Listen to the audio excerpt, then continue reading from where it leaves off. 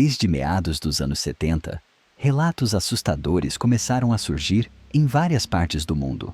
Relatos de pessoas comuns, famílias, casais, amigos, gente que só queria passar um fim de semana longe da cidade, acampar, pescar, caminhar em meio à natureza, mas que acabava se deparando com algo perturbador na floresta.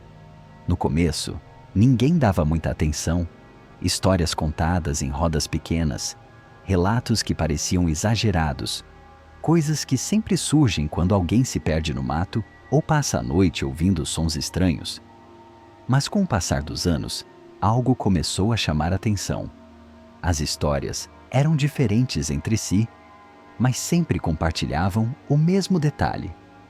Alguém dizia ter visto uma pessoa na floresta. Não um animal, não um vulto rápido. Uma pessoa, parada, sempre distante demais para reconhecer o rosto, mas próxima o suficiente para causar desconforto.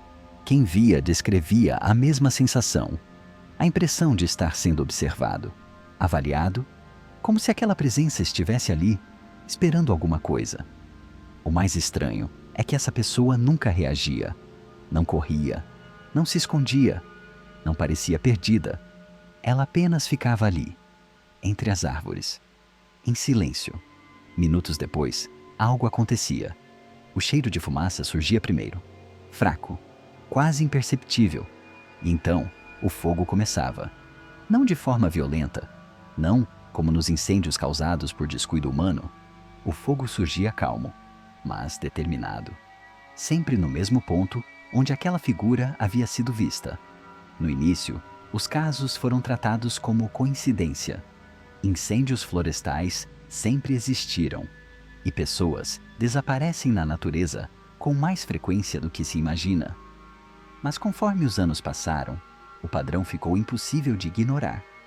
Relatos semelhantes começaram a aparecer em regiões diferentes, países diferentes, climas diferentes, sempre o mesmo roteiro.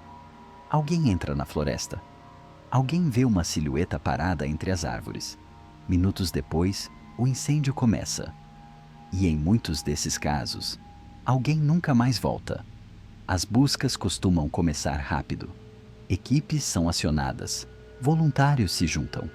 Drones e helicópteros sobrevoam a área. Mas o fogo chega antes. Ele avança, fecha trilhas, destrói acampamentos, apaga pegadas. Tudo o que poderia indicar a presença de alguém simplesmente desaparece. Quando o incêndio finalmente é controlado, não sobra nada.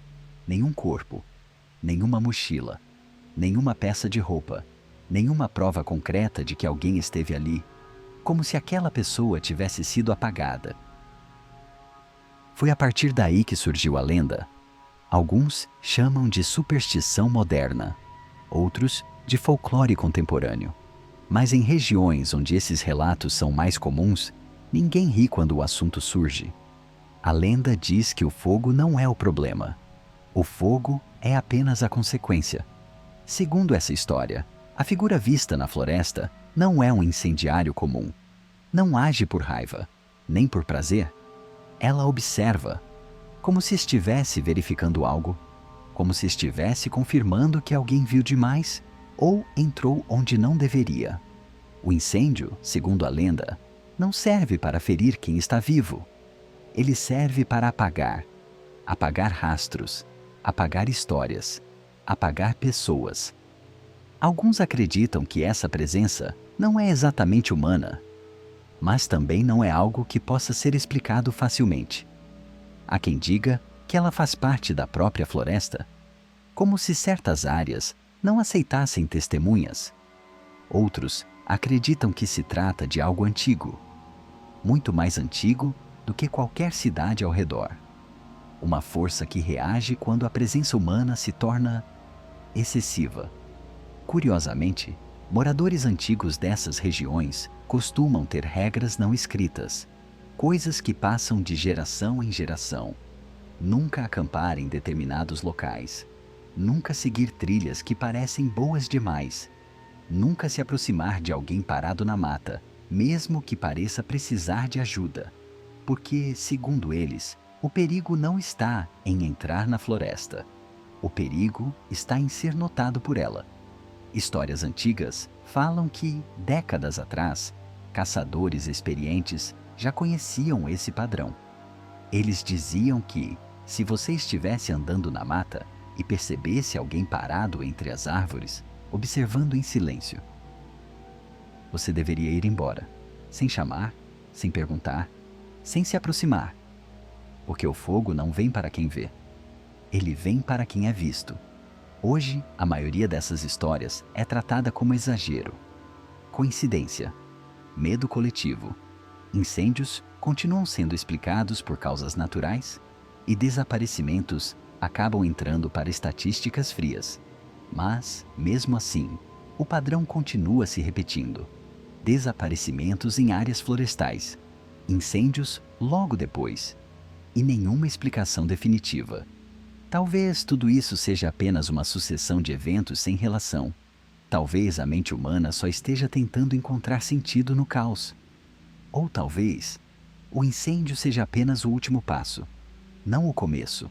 E talvez, quando alguém entra em uma floresta, o perigo real não seja se perder. Se você algum dia entrar numa floresta e sentir que está sendo observado, não continue, porque alguns incêndios não começam por acidente.